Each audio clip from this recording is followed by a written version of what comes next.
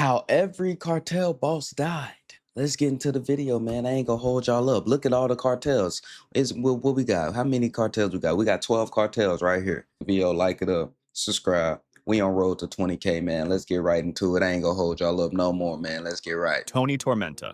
Antonio Ezequiel Cardenas Guillen, known as God Tony damn. Tormenta, had taken over leadership of the Gulf Cartel after his brother Ociel was arrested. But at the same time, Los Zetas, once the cartel's armed wing, had broken away and turned into its deadliest enemy. Tony commanded his own private army called Los Escorpiones, a squad made up of ex-police officers trained in heavy weapons and brutal tactics, so brutal that he caught the attention of the Mexican Marines. For months, they tracked him across Tamaulipas, nearly catching him several times, but each time he escaped, protected by convoys of gunmen and armored vehicles. By late 2010, however, the government made his capture a top priority, and Matamoros, his home city and stronghold, became the main battlefield. On the morning of November 5, 2010, more than 660 Marines, backed by helicopters and armored vehicles, surrounded downtown Matamoros. Roadblocks went up, cell service was cut, and power went out in parts of the city. For hours, residents hid in fear as gunmen fought openly in the streets. Gulf Cartel sicarios hijacked buses to block military convoys. Snipers fired from rooftops, and over 300 grenades exploded during the clashes. By the afternoon, the Marines had located Tony in a downtown building. Helicopters fired from above, and the military pushed through. As they got in, they eliminated Tony and several of his bodyguards. Across Tamaulipas and beyond, new roadblocks, grenade attacks, and shootouts erupted as news of his death spread. Los Zetas celebrated, hanging banners mocking the Gulf Cartel and inviting Tony's men to switch sides.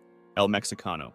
By 1989, Gonzalo Rodriguez Gacha, also known as El Mexicano, was one of the— Hold on, they really just had a whole war in one state in Mexico. So Mexico, they're fighting each other because of the cartel. Whoa, I don't want no problems. I don't want no problems, big fella. I don't want big bro. Big bro, I don't want no problem, big bro. I'm cool. Shout out cartel though. The most feared leaders of the Medellin cartel, but by then, he had gone to war with almost everyone: the Colombian government, the DEA, the Cali cartel, FARC guerrillas, and even old allies in the emerald trade. His empire was falling apart, and his enemies had started working together to bring him down. The final hunt began when a police informant, secretly working for the Cali cartel, revealed his location. The police traced him to Cartagena, but he slipped away by boat to Tolu with his son Freddy and several others. Unfortunately for him, one of them was the same informant still passing information to the authorities. On December 15, 1989, two military helicopters carrying elite police units launched the attack. And at first, Gacha and his men tried to hide by dressing as farm workers. But when helicopters circled overhead, they ran to a red truck and attempted to escape. A running gunfight followed across the countryside, until, near a group of trees, some of his bodyguards and his son Freddy exchanged fire with police and were killed. Gacha, with one bodyguard left, kept fleeing in the truck until they abandoned it and tried to escape on foot through a banana plantation. Cornered and wounded, Gacha fired at a helicopter with a German submachine gun. His shots gave away his position, and the police answered with bursts of machine gun fire from above. A bullet struck him in the leg, bringing him down, and moments later another hit him in the face, killing him. 2 days later, on December 17th, thousands of people gathered in his hometown of Pacho for his funeral. Estimates put the crowd as high as 15,000. Pacho Herrera. In 1996, Helmer Herrera, one of the four leaders of the Cali cartel known as Pacho, surrendered to Colombian authorities after the other Cali bosses had been arrested. Unlike the Rodriguez Orejuela brothers, he operated more in the shadows, rarely appearing in public, and almost never being mentioned by name. But this didn't prevent him from having enemies, even while in prison. Herrera and the whole Cali cartel had long been in conflict with the Norte del Valle cartel, a powerful offshoot of Cali, and rumors spread that Herrera had betrayed their leader, Orlando Henao, by giving information to the DEA. On November 6, 1998, during a football match inside the prison, Rafael Angel Uribe Serna entered the field. Uribe was not a stranger. He had been close to Herrera for years and even worked as an advisor. Herrera reportedly stopped the game and went to greet him. They hugged, and at that moment, Uribe suddenly pulled out a gun and— No way. No way. Nigga, no. Nigga, I was not expecting that. I don't know why. I was, but I wasn't at the same time. He's in the prison. How was he shooting him in the prison? Where's the officers? reportedly stopped the game and went to greet him. They hugged, and at that moment, Uribe suddenly pulled out a gun and shot Herrera 7 times in the head. Other inmates caught him, and guards took him away. But Herrera died soon after in the hospital. Uribe later claimed Herrera had threatened his family after he failed to kill an emerald tycoon on Herrera's orders, but investigators doubted this. Many believed Uribe was acting under orders from the Norte del Valle cartel themselves. Arturo Beltrán Leiva. Marcos Arturo Beltrán Leiva, once called El Jefe de Jefes, or the Boss of Bosses, by his gunmen, had risen inside the Sinaloa cartel with his brothers by running security and drug routes for El Chapo. There's a lot of black people that be calling themselves El Jefe, and you be living with your mama. You're not Jefe. You're not Jefe. But after his brother Alfredo was arrested in 2008, the Beltrán Leiva clan blamed El Chapo for betraying them. They broke away, formed their own cartel, and allied with Los Zetas, which were enemies of El Chapo, turning Mexico into a battlefield between former partners. Arturo led with brutality, filling the country with assassins, bribing officials, and spreading terror. So by late 2009, the Mexican government had made him one of its top targets. On December 11th, Arturo threw a lavish Christmas party at a mansion in Cuernavaca, but Mexican Navy Special Forces raided the house, sparking a firefight that killed 3 of his men and a neighbor. Arturo escaped, but 5 days later, intelligence led the Navy to another luxury apartment where Arturo was hiding. This time, they came with a crazy amount of force. Around 200 Marines, backed by tanks and helicopters, surrounded the building. A 90-minute gun battle followed. Arturo's men hurled grenades to hold them off, but Marines repelled from helicopters and stormed the building. When it was over, Arturo and 3 of his men were dead. The aftermath was bloody. Days later, gunmen assassinated family members of Melquisede Angulo Cordova, the Marine killed in the raid, murdering his mother and relatives after his funeral. Then, a banner left at a kindergarten warned of more reprisals. El Señor de los Cielos.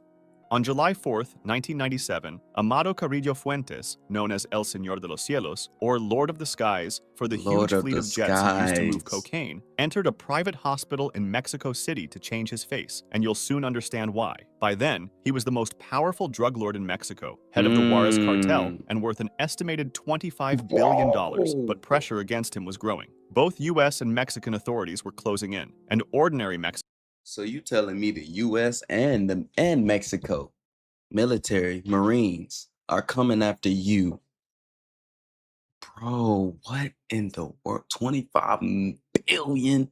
Y'all don't know how much billion is for real. Mexicans had started protesting the politicians that allowed traffickers like him to operate. Carrillo, while on the run, believed surgery could buy him time. At Santa Monica Hospital, he underwent major plastic surgery on his face, along with liposuction to change his appearance, but the operation didn't go as expected. Whether from a bad reaction to medication or a broken respirator, complications set in, and in the early hours of July 5th, Amado Carrillo Fuentes was dead. The most powerful drug trafficker in Mexico had not died in a gun battle or an ambush, but on an operating table. Rumors spread quickly, with many insisting Carrillo had faked his death to escape justice. The government was forced to publicly display his body to silence the speculation. Months later, the 2 surgeons who had performed the operation were found murdered. The Juarez cartel fell into chaos almost immediately, and a bloody fight for control of what Carrillo had left behind started. Ramon Arellano Felix. Being one of the leaders of the Tijuana cartel and being known as the cartel's enforcer, Ramon had built a reputation as one of the most ruthless traffickers in Mexico. He personally ordered massacres, including the 1998 slaughter of 19 members of the Castro Ramirez family. Brutal acts like this made him stand out, which is why by the late 1990s, Ramon was high on Mexico's most wanted lists. In 1997, he was added to the FBI's 10 most wanted fugitives, charged with importing cocaine and marijuana into the United States. Later, under the Kingpin Act, his U.S. assets were frozen, and American citizens were banned from doing business with him. Still, Ramon continued to operate in Mexico, but on February 10, 2002, while he was driving in Mazatlan, a Mexican police officer, Angel Antonio Arias Torres, pulled him over for a traffic violation. What seemed like a routine stop exploded into violence. Ramon pulled a gun and shot the officer twice in the chest, mortally wounding him. Even as he collapsed, Arias Torres managed to fire back, hitting Ramon in the head and killing him instantly. Both men Okay. died in the exchange. Some accounts, however, say that the stop was not an accident. According to these stories, Joaquin Guzman, known as El Chapo, set up the ambush to remove one of his most dangerous rivals. If that's true, he succeeded, since Ramon's death marked the beginning of the end for the Tijuana cartel. Just weeks later, his brother Benjamin was arrested, and within a few Whoa. years, most of the Arellano Felix brothers were either captured or dead. It Francisco was 6 Rafael brothers? Arellano Felix. On October 18, 2013, Francisco Rafael, the oldest of the brothers who once controlled the Tijuana cartel, was celebrating his 64th birthday in Los Cabos, and around 80 to 100 guests. He survived until 64 years old in a cartel. I ain't gonna lie, I think that's an accomplishment right there. If he made it that far in a cartel, that's a big accomplishment. Am I right, chat? Like, come on. Including politicians, businessmen, athletes, and other VIPs, went to the party. By then, he had been out of cartel leadership for years, after getting arrested in 1993 and released in 2008. Just after 8 p.m., a man dressed as a clown walked in, and he blended in long enough to get close. When he was only 3 feet away, he pulled out a pistol and shot Francisco Rafael in the head and chest. As he fell to the floor, the gunman fired more shots before escaping through a back door to a black SUV waiting outside. Damn. Guests panicked, running for cover under tables or fleeing into the night. The motive was never fully clear. Authorities suggested it may have been revenge over old debts or rivalries, possibly tied to the Sinaloa cartel or the Beltran Leyva cartel. Some believed he had angered El Chapo by tipping off authorities about his presence in Los Cabos the year before. What made the case even more mysterious was that security at the party was unusually low, and many guests left before police could question them, leaving little evidence. El Lasca. Heriberto Lascano was a former soldier So that last thing, it sounded like all a setup in my book. who defected from the Mexican army and helped create Los Zetas, the armed wing of the Gulf Cartel that later broke away and became one of the most violent criminal groups in the country, as we mentioned in Tony Tormenta's section. By the late 2000s, he was one of Mexico's most wanted men, so much so that the US government offered a $5 million reward for him, while Mexico Dang. added another $2 million. His end came on October 7, 2012, when, acting on a civilian tip about armed men at a baseball game, Mexican Marines moved in. Lascano and a bodyguard opened fire from a white van, starting a shootout that killed both of them and one Marine. Fingerprint tests confirmed the dead man was Lascano, making him the most powerful cartel boss killed since Mexico's drug war began in 2006. But the story didn't end there. His body was taken to a funeral home in Sabinas, Coahuila, and before officials could make the news public, a convoy of masked gunmen stormed the building, overpowered Dude. staff, and stole Lascano's corpse. That's because in the Zetas' paramilitary culture, no man was to be left behind. His body has never been recovered. Lascano's death cleared the way for Miguel Trevino to become the uncontested leader of Los Zetas, though So you telling me if you get killed in a cartel and nobody left behind, they will just take your body and bury it theyself? Wow. At least they still care about you when you die, you know what I'm saying? he was captured less than a year later in 2013. This created an opening for rivals like El Chapo and the Sinaloa cartel, who could now more easily expand into Zetas territory. Griselda Blanco Oh, I remember known as the Griselda. godmother of cocaine, was one of the most central figures in the violent Miami drug wars of the 1970s and 1980s. Hold on, she the one that killed what's her face, man? But she was so bad. Selena, that's who it was. She murked Selena, man. Forget her.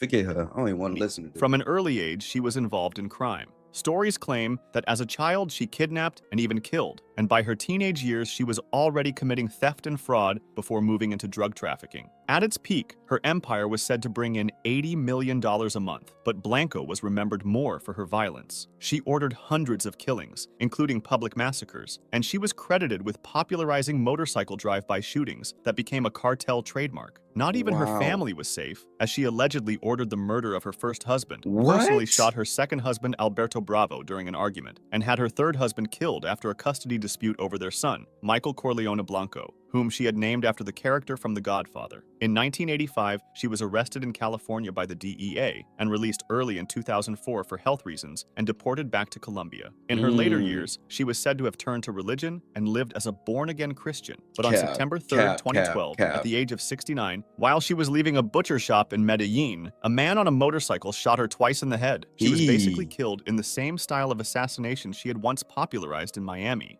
El Chepe. On January 11th, 1990. In Miami? Are you serious? 1996, El Chepe, whose real name was Jose Santa Cruz Londoño, had escaped from the La Picota prison in Bogota. He was one of the founding leaders of the Cali Cartel, and unlike the Medellin Cartel under Pablo Escobar, which fought openly with bombings and assassinations, Cali used a quieter approach with corruption and bribery. This seemed to work, since at its peak, the cartel supplied up to 80% of the cocaine in the world. But after Escobar's death in 1993, all eyes turned to Cali. This was made worse by the bloody war with the Norte del Valle cartel that we previously mentioned. Its leaders, together with paramilitary commander Carlos Castaño and corrupt police colonel Danilo Gonzalez, agreed that Chepe had to die. They arranged an ambush disguised as a police checkpoint, and El Chepe was shot dead on the spot. Dang. Nacho. Ignacio Coronel Villarreal, also known Why you get Nacho? Let's see. as Nacho Coronel, or the King of Crystal, for his domination of methamphetamine production and trafficking, was one of the most wanted men by the US and Mexican government by the early 2000s. He rose to power in the 1980s with the Juarez cartel under Amado Carrillo Fuentes, but after his death, he helped strengthen the Sinaloa cartel alongside El Chapo. His niece, Emma Coronel Aispuro, later became widely known as the wife of El Chapo, but he's mostly known for his 2010 retaliation, when, after his young son Alejandro was kidnapped and murdered by gunmen linked to Los Zetas, he sent more than 100 men to kill 14 people only days later. On July 29, 2010, Mexican soldiers tracked him to a luxury home in Zapopan. When troops stormed the property, he resisted. In the firefight, he killed one soldier and wounded another before being fatally shot in the head. Inside the house, soldiers seized jewelry, luxury watches, rifles, grenades, 3 vehicles, and about $7 million in cash. Pablo Escobar. $7 million just sitting in your house, dude. Well, and he had grenades, and imagine going to somebody's house and they got grenades. It was the afternoon of December 2nd, Grenades, 1993, though? and Pablo Escobar was hiding in a modest house in a Medellin neighborhood. For more than a year, he had been on the run after escaping from his private prison, La Catedral, where he had lived in comfort and continued his criminal operations even while locked up. The Colombian government, with support from the United States, had been hunting him nonstop, and his rivals in the Cali cartel also wanted him dead. His actions brought even more attention towards him, like when he bombed Avianca Flight 203 in an attempt to kill a presidential candidate, Cesar Gaviria, but instead killed more than 100 innocent people. Colombian special forces, using US technology that tracked a phone call he made to his family, found him in Medellin. As police closed in, Escobar tried to escape across the rooftops with his bodyguard, but a gunfight broke out. Bullets hit him in the torso and legs, but the shot that finished it struck his head. Some believe the police fired it, while others think Escobar shot himself. His death marked the fall of the Medellin cartel, and more than 25,000 people attended his funeral. If you liked this video, subscribe for similar ones or join my Discord to suggest another. Why didn't I not know that El Chapo, not El Chapo, is it El Chapo? I think it was El Chapo. I didn't know he was dead. I thought he was still out here going crazy, escaping prisons. I didn't know he was dead. I didn't know he got shot on the roof. Dang, that's crazy. Hey, man, if you enjoyed that video, y'all know what to do. Like it up. Subscribe. I'm out this thing. Y'all stay blessed, stay positive. Like always, man, take care of yourself. Y'all know what to do. Get busy. Get right with yourself. I ain't even gonna say nothing about no cartel. I love y'all. I'm out this thing.